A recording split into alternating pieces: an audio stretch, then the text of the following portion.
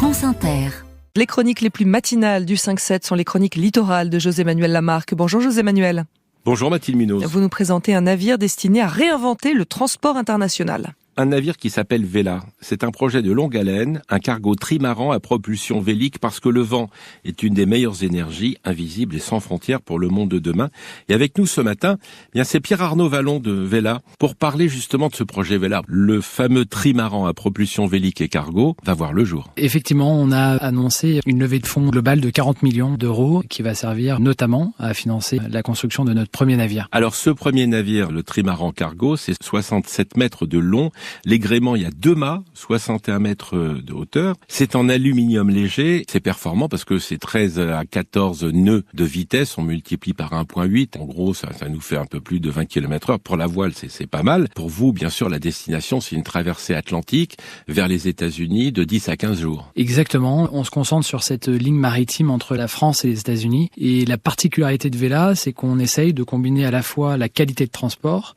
Donc, dans qualité de transport, il y a effectivement la vitesse, il y a la fiabilité sur les délais, il y a la sécurité, il y a également les conditions de température dans les cales. Et on essaye de combiner à la fois cette qualité-là avec un taux de décarbonation sans concession, avec un transport maritime qui est exclusivement propulsé par le vent. Et pas seulement, parce que vous avez aussi des panneaux photovoltaïques, 2 hydrogénérateurs, ce sont des éoliennes de mer. Donc le soleil, et alors l'éolienne de mer, qu'est-ce que c'est ? Les hydrogénérateurs, c'est une façon de produire de l'énergie durable à bord, et c'est un enjeu très important. Une fois qu'on décarbone la propulsion, se pose la question de l'impact de l'énergie à bord. Et cet impact-là, on va le réduire effectivement à travers les panneaux photovoltaïques. On va avoir à peu près 300 mètres carrés de panneaux photovoltaïques et de 2 hydrogénérateurs. Et comment arrive-t-on à générer l'électricité avec des éoliennes de mer ? Exactement comme une éolienne terrestre ou offshore, on va utiliser la vitesse du bateau pour faire tourner des hélices et donc produire ensuite donc ça, c'est dans de l'eau. l'électricité. Et c'est dans l'eau. Vous êtes passé par des fourches codines, on va dire célèbres et ô combien importantes, c'est le Bureau Veritas. Vous avez un agrément international. Oui, tout à fait. Le Bureau Veritas nous accompagne depuis le début. Le Bureau Veritas va nous accompagner également pendant la construction du navire et ensuite pendant l'exploitation, parce que le Bureau Veritas va jouer un rôle aussi important dans le suivi du navire. C'est un projet,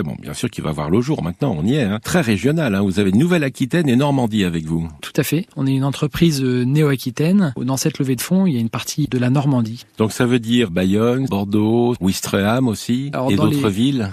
Dans les ports de départ en France, nous aurons Honfleur en Normandie et en Nouvelle-Aquitaine, Bordeaux et on verra pour Bayonne. Ils seront contents les Bayonnais. Bien sûr, et on est très très fiers d'être une entreprise bayonnaise. Ça sera des palettes, pas des conteneurs bien sûr, ça sera du transport de palettes avec des produits très spécifiques, ça sera du vin, des alcools, oui. De la mode aussi. Le bateau va pouvoir transporter donc 600 palettes, on va faire la traversée en moins de 15 jours et les produits qu'on transporte sont des produits issus des vins, des spiritueux, mais ça peut être aussi du médical, de la mode, des produits à façon ou encore de haute technologie. Tout ça très made in France. Made in France en tout cas, avec de magnifiques histoires derrière des produits de qualité avec un vrai savoir-faire. Et au retour, ce qui est très intéressant, c'est qu'on est vu comme les expressistes des mers. Expressistes des mers. Expressistes des mers parce que on va pouvoir faire la traversée en une dizaine de jours.